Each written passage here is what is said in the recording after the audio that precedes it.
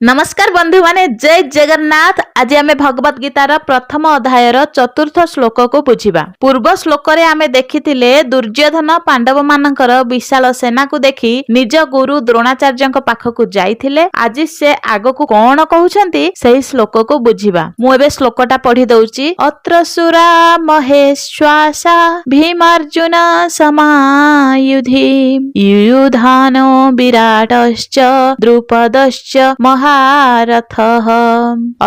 अत्र माने कौन एठारे सुरा सुरा माने सुरवीर सुरवीर माने कौन माने महान महान योद्धा। महेश्वासा माने महान धनुर्धर।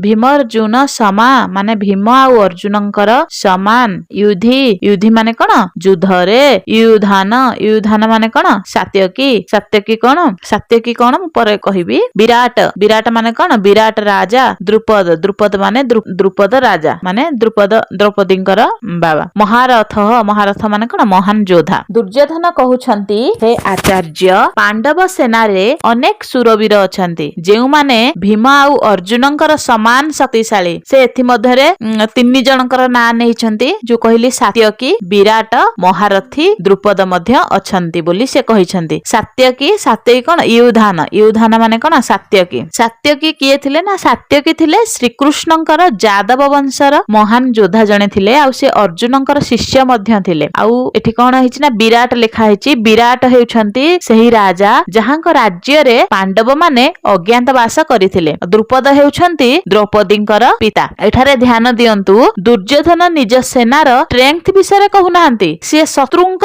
शक्ति गणना करूछंती। काहेंगी कारण तांक मन रे भय अछि बाहरु कॉन्फिडेंस भितरे फियर। आम जीवन रे मध्य एई भली हुए। आमे अन्य मानकर सक्सेस देखि डरी जाऊ। कहार मार्क्स कहार मनी कहार फॉलोअर्स कहार टैलेंट तापरे भाबू मु एहांक सह कम्पीट केमिति करिवि। एहा ही दुर्योधन माइंडसेट। गीता हमकु सिखाए अन्यक स्ट्रेंथ देखि डरंतु नाही। निज ड्यूटी निज ग्रोथ और निज पाथ ऊपर फोकस करंतु। मने रखंतु तुलना भय आणे निज उन्नति सफलता आणे। तेणु आजि ठारू अन्यक सह कंपेयर करिबा बंद करंतु। निजको गत काली ठारू भल करिबारे फोकस करंतु। परवर्ती श्लोक रे आमे भगवत गीतार पंचम श्लोक को बुझिबा। जदि आपनकु एही श्लोकटी भल लागिला तेबे कमेंट रे जय श्री कृष्ण निश्चित रूप रे लेखंतु। धन्यवाद।